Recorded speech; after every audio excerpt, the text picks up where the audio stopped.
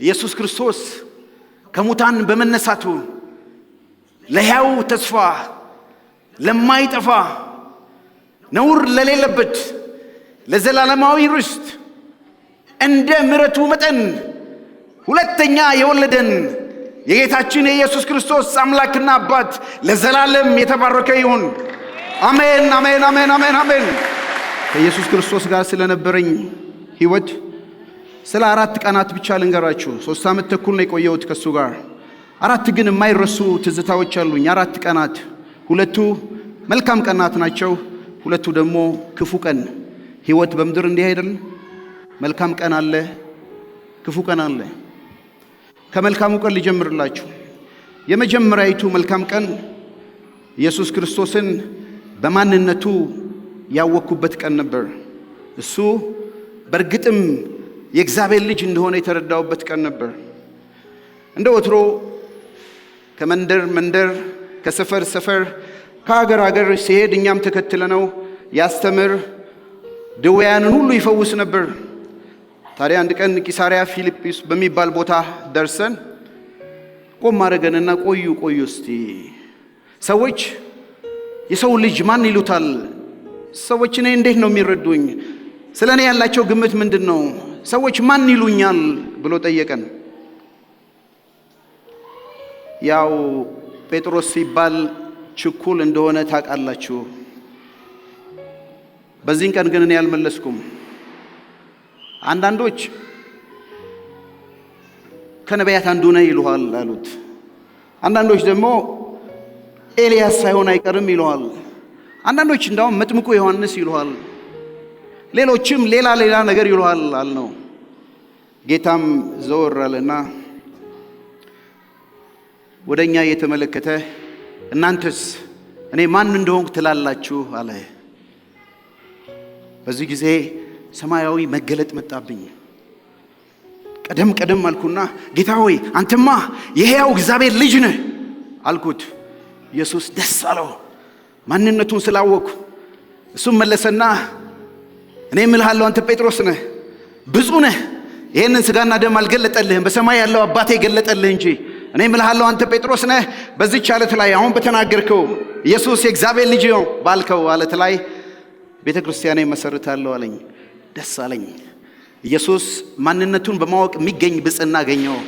ጌታዬ ብፁዕ ነህ አለኝ።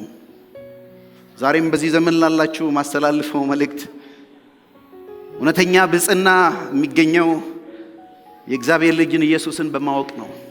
እሱ ማን እንደሆነ ካወቅን የተባረክን ነን፣ ብፁዓን ነን። ኢየሱስ ደስ አሰኘው። ምናልባት እዚህ ቤት ለመጀመሪያ ጊዜ መጣችሁ ካላችሁ ታውቁታላችሁ። ኢየሱስ የሽዋ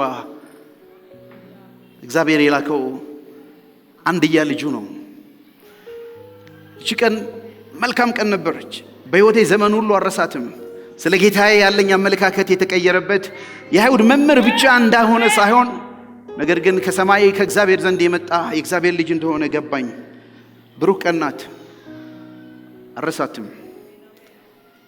ሁለተኛው ቀን መልካም ቀን ከዮሹዋ ጋር ያሳለፍኩት ብዙ ጊዜ ጌታ ሲሄድ 12ታችንንም አስከትሎ ነው መሄደው። አንዳንድ ቀን ግን እሱ እንደፈለገ እኛ 3ታችንን ዮሐንስ ያዕቆብንና እኔም ጴጥሮስን ይዞኝ ወደ አንድ ቦታ ይሄድ ነበር። ከዛም አንዱ ስፍራ እንደደረስን በትንግርት እናየው ጀመር፣ እንመለከተው ጀመር። ተራራማ አካባቢ ነው። ይዞን ወጣ። ትንሽ ከኛ ፈንጠር ብሎ ቆመ። አይናችን እያየ ማንነቱ ተለወጠ። ፊቱ እንደ ፀሐይ ደመቀ። ልብሱ ከፀሐይ ብርሃን የተነሳ አንጸባረቀ። ተለየብን። የገሊላው ኢየሱስ አልመሰለንም።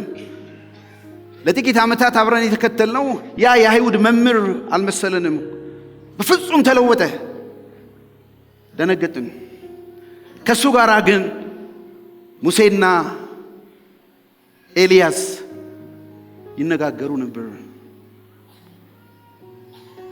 እኔም ካየሁት ክብር የተነሳ ጠደፍ ብዬ ጌታ ሆይ ለኛ በዚህ መሆን መልካም ነው፣ አንድ ላንተ፣ አንድ ለሙሴ፣ አንድ ደግሞ ለኤልያስ ዳስ እንስራና እዚህ እንሆን አልኩት። ያው እንደምታውቁት ለኢየሱስ የሚሰራው ዳስ ላይ እኔ፣ ለሙሴ የሚሰራው ላይ ዮሐንስ፣ ለኤልያስ የሚሰራው ላይ ደግሞ ያዕቆብ አብረን እንሆናለን ብዬ ነው። ምናገረውን አላቅም ነበር። ድንገትም በዚህ ያለን ከሰማይ ከገናና ክብሩ ከደመና ድምፅ መጣ። በሱ ደስ የሚለኝ የምወደው ልጄ እሱ ነው፣ እሱን ስሙት የሚል መጣ። ከፍርሃት የተነሳ ተንበረከክን፣ አንገቶቻችንን አቀረቀርን፣ ደነገጥን። በፍርሃት እያለን የሸዋ ትከሻችንን ነካ ነካ አረገና ቀናል። አትፍሩ፣ አትደንግጡ አለን። አይኖቻችንን ባነሳን ጊዜ ብቻውን ቀርቷል። ኤልያስም ሙሴም አልነበሩም። ሁለተኛ ቀን ግሩም ቀን ናት። አምላኬን በክብሩ ያየሁበት ቀን፣ የሸዋን በገናናነቱ ያየሁበት ቀን፣ ከሰማይ አባቱ ልጅነቱን ያረጋገጠበት ቀን ናት። ግሩም ቀን ናት። አልረሳትም። ሕይወቴን የለወጠው ነው። እንደምታውቁት ሁለት መጽሐፍ ጽፌያለሁ። አንደኛ ጴጥሮስ፣ ሁለተኛ ጴጥሮስ የሚል እንድጽፍም ያነሳሳኝ የዛን ቀን ያገኘሁት ልምምድ ነው። ከገናና ክብሩን ድምፁን ሰምተን እንጂ የሰዎችን ተረትና ፍልስፍና አይደለም የምንከተለው። እኛ ራሳችን ከሱ ጋር ነበርን። በዛ ተራራ ላይ በሱ ደስ የሚለኝ የምወደው ልጄ ባለ ጊዜ አብረነው ነበር። ግርማውን አይተን እንጂ ተረትና ታሪክን ተከትለን አይደለም የሚለውን መልእክቴን የጻፍኩላችሁ ከዚህ ልምምድ የተነሳ ነው። ግሩም ቀን ነበረች። ጌታዬን በክብሩ ያየሁበት ቀን። ምናልባት እዚህ ቤትም ላላችሁ ልጠይቃችሁ፣ ጌታ የጠየቀንን ጥያቄ ኢየሱስን ማን ትሉታላችሁ? ማን ነው ለእናንተ? ከነቢያት አንዱ? የሃይማኖት መምህር? ሞቶ የተቀበረ የቀረ? አይደለም፣ አይደለም። ኢየሱስ የሕያው እግዚአብሔር ልጅ ነው። እሱ ከእግዚአብሔር ጋር እኩል ሆኖ ሳለ ከእግዚአብሔር ጋር መተካከል እንደሚገባ ነገር ሳይቆጥር በምስሉ እንደ ሰው ሆኖ የኔና የእናንተን አካል ለብሶ መጣ፣ ሰው ሆነ። ከዚህም ሁሉ በላይ የመስቀል ሞት የታዘዘ ሆነ። ስለኔና ስለናንተ ሞተ፣ ተቀበረ። እግዚአብሔር ግን የሞትን ጣር አጥፍቶ አስነሳው፣ ሞት ይዘው ዘንድ አይችልምና። የኔና የእናንተ በደል በመስቀል ላይ ሕይወቱን እንዲሰጥ አደረገው። እነዚህ መልካም ቀናቶቼ ናቸው። የጌታዬን ማንነት ያወቅኩባት ያቺ ቀን፣ አዳኝነቱን የመሰከርኩበት። ሁለተኛ ከገናና ክብሩ ድምፁን የሰማሁበት ቀን ብሩክ ናት። ሰው ስንሆን መልካም ቀን እንዳለ ሁሉ ክፉ ቀን አለ። ሁለት ክፉ ቀናቶቼ ልንገራችሁ። ሳስባቸው ልቤ ያዝናል፣ እተክዛለሁ። በእርግጥም ምን ነኝ እንዲያደረግኩት እላለሁ። የመጀመሪያው ክፉ ቀን የሸዋን አዳኜን፣ አምላኬን፣ ጌታዬን አላውቅህም ብዬ ካትኩበት ቀን ናት። ኢየሱስ በተሰጠባት በዛች ሌሊት ሐሙስ ቀን መታሰቢያ ይሆን ዘንድ ከኛ ጋር ራት በላን። እንኩ ሁላችሁ ከዚህ ብሉ፣ ስለ ብዙዎች የሚቆረስ ሥጋዬ ነው አለ። ከበላንም በኋላ እንካችሁ ሁላችሁ ከዚህ ጠጡ፣ ስለ ብዙዎች ኃጢአት የሚፈስ የአዲስ ኪዳን ደሜ ነው አለ። ከበላን ከጠጣን በኋላ እግራችንን አጠበን። እኔ እንኳን በፍጹም አታጥበኝም ብዬው ነበር። ጌታን አውቀዋለሁ ሲቆጣ፣ ጴጥሮስ ቁጭ በል፣ እንግዲያውስ ካጠብከኝ መላው አካሌን እጠብ አልኩት። ከታጠብን በኋላ እንዲህ አለን፣ በዚች ሌሊት ሁላችሁም ትሰናከላላችሁ። ያንዳንዳችሁ ጥላችሁኝ ትሄዳላችሁ። መሪው ይመታል፣ መንጋው ይበተናል ተብሎ ተጽፏል አለን። እኔ ፈጠን ብዬ ጌታ ሆይ እነዚህ ሁሉ ቢክዱ እኔ ግን አልክድም አልኩት። ጌታም ለስለስ ባለ ድምፁ ጴጥሮስ እውነት እልሃለሁ ዶሮ አንዴ ሳትጮህ 3 ጊዜ ትክደኛለህ አለኝ። እኔም መልሼ እስከ ሞት ድረስ እንኳን ቢሆን ከተልሃለሁ እንጂ በፍጹም አልክድህም አልኩት። ወደ ጌቴሴማኒ ወደ ጸሎት ቦታ ሄድን። አሳልፎ የሚሰጠው ይሁዳ ጠደፍ እያለ መጣና መምህሩን ጉንጩ ላይ ሳመው። ለካ የምስመው እሱ መምህሩ ነው ብሎ ገንዘብ ተቀብሎ ኖሯል። የሃይማኖት መሪዎች ኢየሱስን አስረው ወደ ሊቀ ካህኑ ግቢ ወሰዱት። እኔና ዮሐንስም ተከትለን ሄድን። ዮሐንስ ከሊቀ ካህኑ ዘመድ ስለነበር አስገቡት። እኔን ግን በውጭ ቀረው። በኋላ ዮሐንስ መጥቶ እንድገባ ፈቀደልኝና ገባሁ። ገና እንደገባው አንዲት ሰራተኛ አየችኝና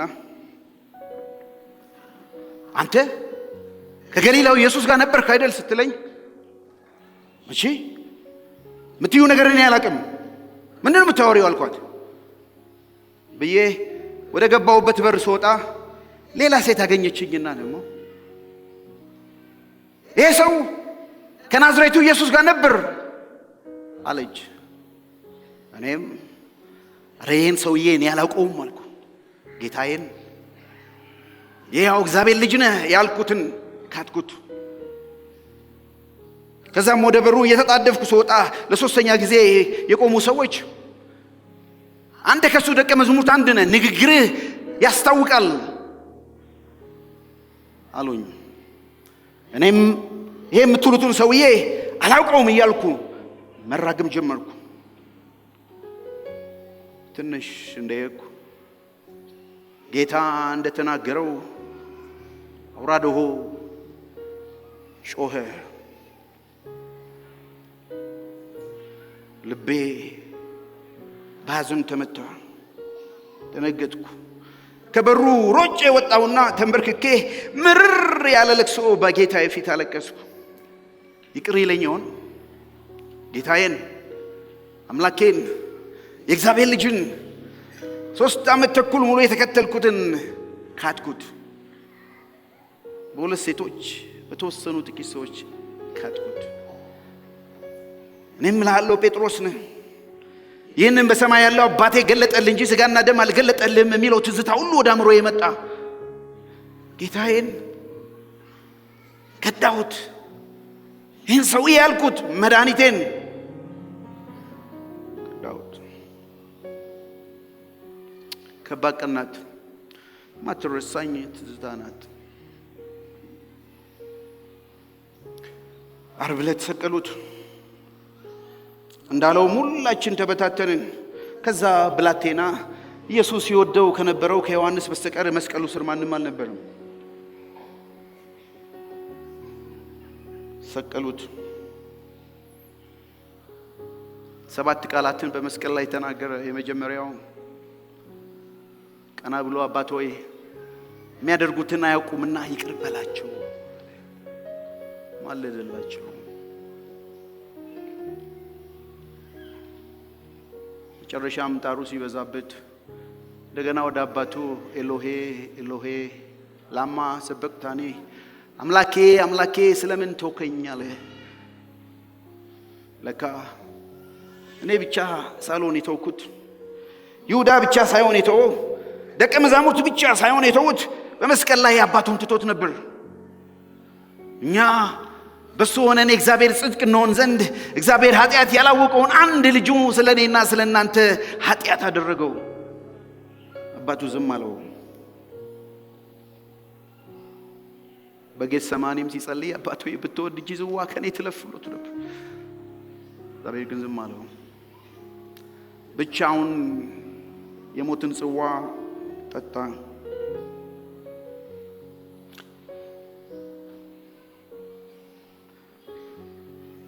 ቀን አለፈች። ቅዳሜ ምድር ጸጥ ብላ ዋለች። መምህራኖቹ ግን ተነስተው ያ አሳች በሕይወት ሳለ በሶስተኛው ቀን እነሳለሁ ብሎ ነበርና ብለው ወደ ጲላጦስ መልእክት ልከው ማተም መቃብሩ እንዲታተም አደረጉ። ወታደር ይጠብቅ ጀመር። ቅዳሜ በዛ አለቀ። ሰንበት ባለፈ በማግስቱ እሁድ በማለዳ ማርያም፣ ሌላይቱ ማርያም፣ ሰሎሜ ሴቶች ተሰብስበው ወደ መቃብር ይሮጡ ጀመር። ሽቱ ሊቀቡት። ነገር ግን ወደ መቃብሩ ሮጠው በመጡ ጊዜ ትልቁ ጭንቀታቸው ዓርብ ዕለት ሲሞት የተገጠመበትን አይተው ነበርና ድንጋዩን ማን ያንከባልልናል ይባባሉ ነበር። ነገር ግን ወደ መቃብሩ በተጠጉ ጊዜ ድንጋዩ ተንከባሎ መቃብሩ ባዶ ሆኖ አገኙት። ወደ ውስጥ በገቡም ጊዜ አንድ መልአክ አውቃለሁ የተሰቀለውን ኢየሱስ እንደምትፈልጉ አውቃለሁ፣ እሱ ተነስቷል፣ ሕያውን ከሙታን መካከል ስለምን ትፈልጉታላችሁ? እሱ በዚህ የለም ማለት ነው። ማመን አቃተኝ። ይኸው መልአክ እንግዲህ ሂዱና ለወንድሞቼ ለጴጥሮስም ያያችሁትን ንገሩት፣ ወደ ገሊላ ይቀድማችኋል፣ በገሊላ እንገናኝ ይበሉታል። እነዚህ ሴቶች እየሮጡ መጡ።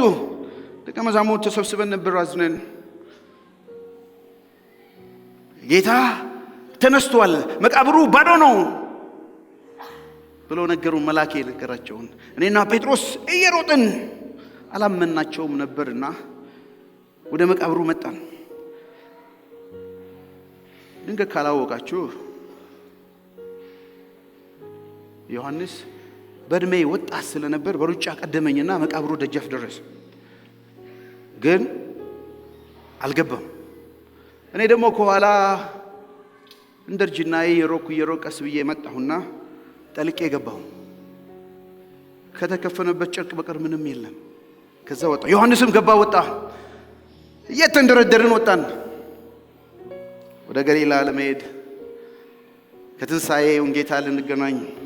ተሰብስበንም ባለንበት ቤት ድንገት መጣና ሰላም ለእናንተ ይሁን፣ ሰላም ለእናንተ ይሁን። አይኖቻችንን ማመን አቃተን። የስ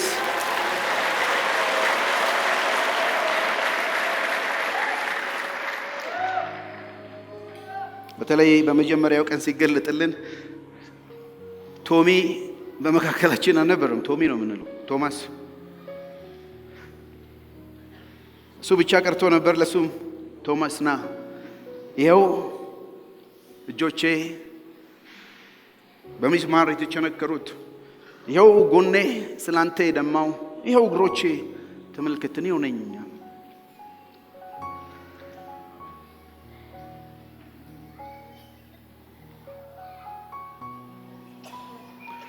ኢየሱስ ክርስቶስ ትንሣኤ ልባችንን አሞቀው፣ ተስፋችን ለመለመ።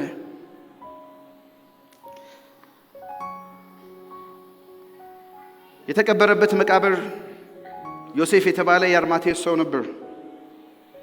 የሚገርመው ኢየሱስ ክርስቶስ በምድር ሲኖር ጎጆ አልነበረውም፣ ማደሪያ ቤት አልነበረውም።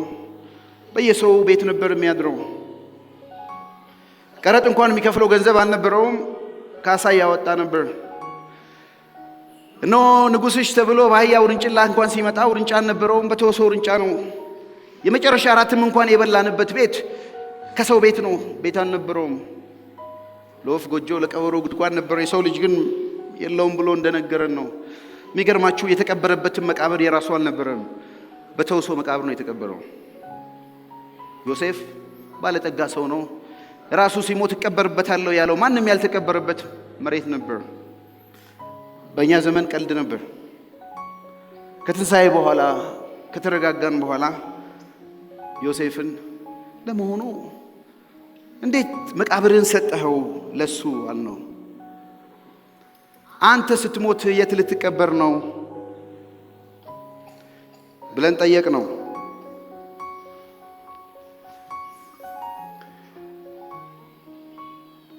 ምክንያቱም መቃብሩን የገዛው ለራሱ ነበር። ዮሴፍ መልስ አስገረመን። አይ ኢየሱስ ክርስቶስ ከ3 ቀን በላይ እንደማያድርበት ስለተረዳው ነው የሰጠሁት።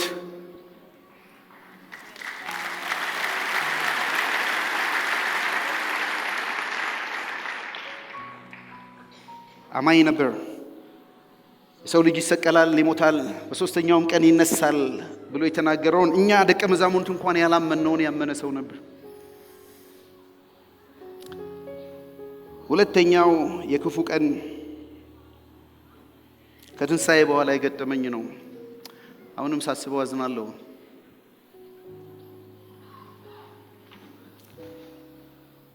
ኢየሱስ 40 ቀን ሙሉ እየታየን የእግዚአብሔርን መንግሥት ወንጌል እየሰበከ ያስተምረን ነበር። ግን አንድ ቀን ማለዳ ተነሳሁና ዲዲሞስ የተባለው ቶማስን፣ ናትናኤልን፣ የነጎድጓድ ልጆች ዮሐንስና ያዕቆብን፣ ሌላ 2 ደቀ መዛሙርት 6 ጠርቼ ከኔ ጋር 7 ሆነን አሳ ላጠምድ ልሄድ ነው አልኳቸው። እነሱም እንሄዳለን ብለው ተከተሉን። መረባችንን ይዘን አሳ ለማጥመድ ወጣን። ሌሊቱ ሙሉ አንድም ሳንይዝ አደርን። ጠዋት በማለዳ አንድ ሰው ከወንዙ ዳር ቆሞ ልጆች የሚበላ ሳላችሁ አለን። እኛም ደግሞ ምንም አንድስ እንኳን የለንም አልነው። በኋላ ከታንኳይቱ በስተቀኝ ጣሉ ታገኛላችሁ አለን። በእናንተ ሀገር ተረት ሰምቻለሁ፣ ለእናቷ ምጥ አስተማረቻት ነው የሚባለው። ይህ ሰው ማን ነው አሳ ማጥመድ ለእኛ የሚያስተምረን? ሌሊት ስናጠምድ አድረን ያላገኘ ነው ገነጋ በጠዋቱ፣ ያውም እዚህ ስራችን ሳይገኛል። ማን እንደሆነ ይህ ሰው የሚያስበው ተባባልን በውስጣችን። ማንም አልጻፈላችሁም ወንጌል ውስጥ ይሄን። በኋላ እሺ አለና ከታንኳይቱ በስተቀኝ ጣልን። ትንሽ ቆይተን ጎተትነው፣ መጎተት አቃተን። መረቡ እስኪሞላ ድረስ በ153 ትላልቅ ዓሣ ተሞልቶ ነበር። የጎተትን ሳለ ጴጥሮስ ወደ ደረቴ ጠጋልና ጌታ እኮ ነው አለኝ። እኔም ጌታ እኮ ነው የሚለውን በሰማው ጊዜ ልብሴን አድርቄ ወደ ውሃ ውስጥ ገባሁ። እነሱ እየገሰፉ ወጡ። ምድሩ ጋር በደረስን ጊዜ እንጀራና ዓሣ አዘጋጅቶ ነበር። ብሉ አለን። በላን። በዚህን ጊዜ ያውቀነዋል። ግን ማንም አንተ ማነህ ብሎ የጠየቀው የደፈረ ነበር። በዚህን ጊዜ ነበር ዮና ልጅ ስምዖን ሆይ ከነዚህ ይልቅ ትወደኛለህን አለኝ። እኔም አሁን ጌታ ሆይ አንተ ታውቃለህ አልኩት። ጥቂት ቆይቶ ዳግመኛ ዮና ልጅ ስምዖን ሆይ በእርግጥ ትወደኛለህ? አሁን እንደወድህ አንተ ታውቃለህ። በል እንግዲያው በጎቼን ጠብቅ፣ ጠቦቶቼን አሰማራ። ለሶስተኛ ጊዜ ያንኑ ቃል ደግሞ ዮና ልጅ ስምዖን ሆይ ከነዚህ ይልቅ ትወደኛለህ? እኔም አዘንኩና ጌታ ሆይ አንተ ሁሉን ታውቃለህ፣ እንደምወድህ ታውቃለህ አልኩት። በል እንግዲህ በጎቼን መግብ አለኝ። ጴጥሮስ ወጣት ሳለ ወደ ፈለክበት ትሄድ ነበር፣ የፈለከውን ትለብስ ታደርግ ነበር። በሸመገልክ ጊዜ ግን ወደማትወደው ይወስዱሃል አለኝና እንዴት ባለ ሞት እንደምሞት ነገረኝና ተከተለኝ አለኝ። ለሁለተኛ ጊዜ ከ3 ዓመት ተኩል በፊት ዓሣ ሳጠምድ አግኝቶ የጠራኝ ጌታ እንደገና ወደ ቀድሞዬ ስመለስ አሁንም ዳግም መጥቶ ሶስት ጊዜ በአደባባይ የካድኩትን ሶስት ጊዜ በአደባባይ ሾሞኝ በጎቼን ጠብቅ፣ ጠቦቶቼን መግብ፣ ግልገሎቼን አሰማራ አለኝ። እንደገና ላከኝ። የነበረብኝን ጸጸት፣ ጌታዬን በመካዴ የነበረብኝን ሁሉ ሐዘን ከልቤ ውስጥ አወጣ። ሶስት ጊዜ ብክደው ሶስት ጊዜ መልሶ ሾመኝ።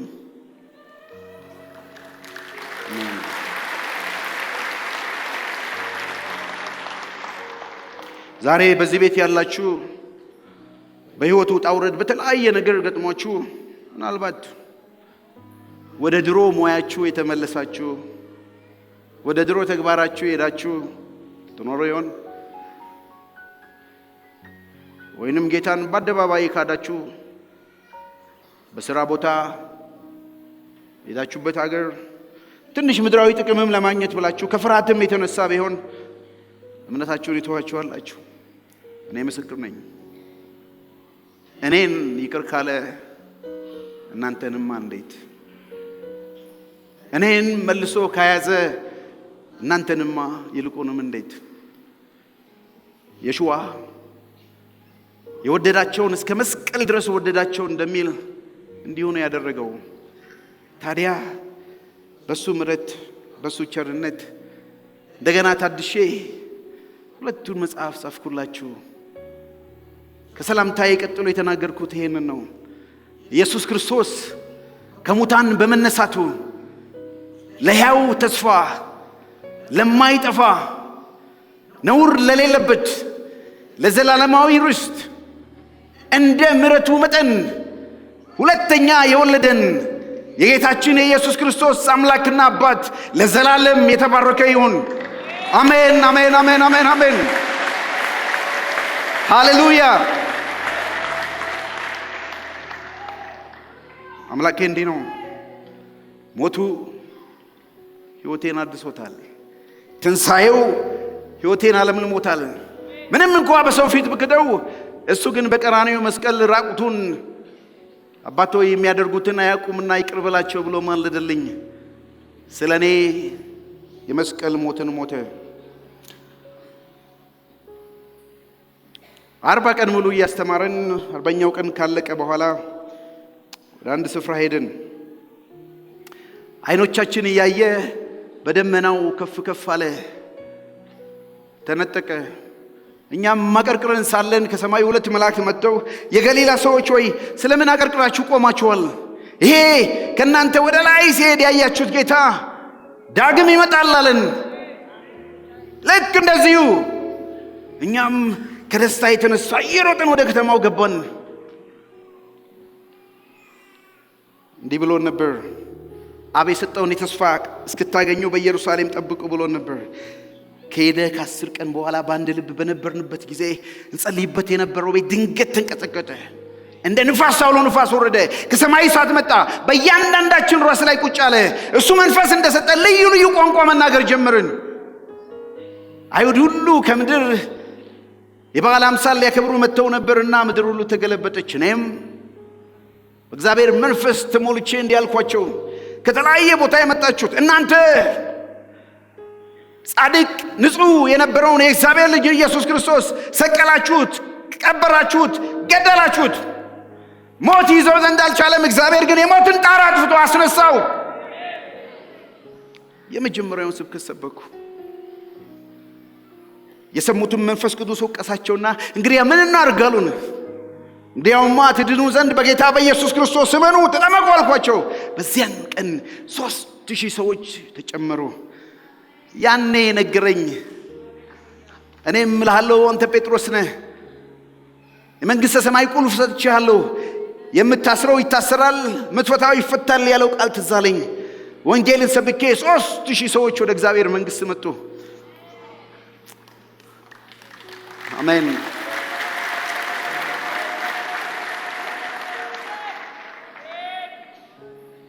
ወንጌል እስከ ምድር ዳርቻ ድረስ ሄደ።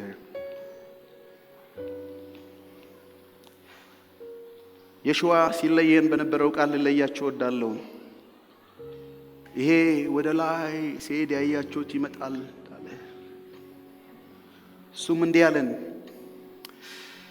መንፈስ ቅዱስ በእናንተ ላይ በወረደ ጊዜ ኃይልን ትቀበላላችሁ፣ በኢየሩሳሌም፣ በይሁዳ፣ በሰማርያ እስከ ምድር ዳርቻ ድረስ ምስክሮቼ ትሆናላችሁ ያለውን ቃል በልቤ ውስጥ አስቀመጥኩት። ከዛ ወዲህ በነበረኝ ዘመን ለዚህ ቃል ተግቼ መኖር ጀመርኩ። ይሄ እምነት እስከ ሮም ድረስ ደረሰ። የሮም መንግስት ቄሳር ክርስቲያኖችን እጅግ ጠመደ። ይጠላ፣ ያስር፣ ያንገላታ፣ ይገድል ነበር። እኔም ታሰርኩ። የሞት ቅጣት ፈረዱብኝ። እንደ ጌታዬ በመስቀል ላይ ሊሰቅሉኝ አሰቡ። እኔም እንዲህ አልኳቸው፣ እንደ ጌታዬማ በቁመናዬም ልሰቀል የተገባው አይደለሁም፣ ዘቅዝቃችሁ ስቀሉኝ አልኳቸው። የጌታዬን ጽዋ እኔም ጠጣው። ዘቅዝቀው ገደሉኝ፣ ሰቀሉኝ። ጌታም እንዴት ባለ ሞት እንደማከብረው የተናገረው ቃል ትዝ አለኝ። ይችን ምድር ተሰናብቻት ሄድኩኝ። ዛሬ በመሲሁ ቀኝ ቁጭ ብያለሁ።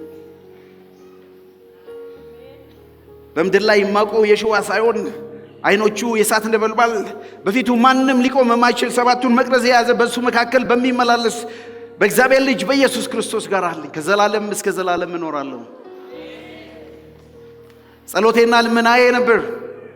ይሄ ከእናንተ ሲሄድ ያያችሁ ጌታ ዳግም ይመጣል፣ እንደ ዳግም እንደሚመጣ ጠብቅ ነበር። ሁሌ የምንዘምረው መዝሙር ይሄ ነበር። ዮሐንስ እንደጻፈላችሁ ሙሽራይቱና ሙሽራው ና ይላሉ። የሚያምን የሚሰማ ሁሉ ና ይበል። አሜን። ጌታ ኢየሱስ ሆይ በቶሎና ማራናታ።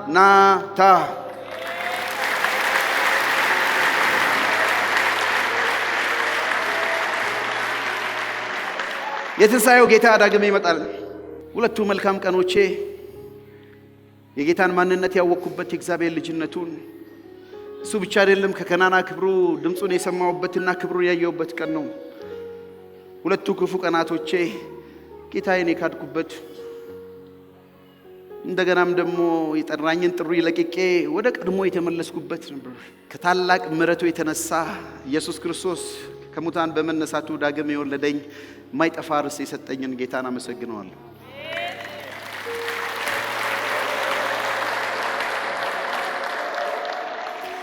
እንግዲህ ይህንን የምድር ሩጫ አልፋችሁ ክፉም ቀን ቢሆን ደጉንም ቀን አልፋችሁ ጌታ የሰጣችሁን ጥሪ እስከ መጨረሻ ሕይወታችሁን ጠብቃችሁ አንድ ቀን በክብር በአዲስቱ ኢየሩሳሌም እስክንገናኝ ድረስ ሸሪክ ጠመን እያልኩ ምሰናበታችሁ ሐዋርያው ጴጥሮስ ነኝ። ሸሪክ ጠመን። ሃሌሉያ።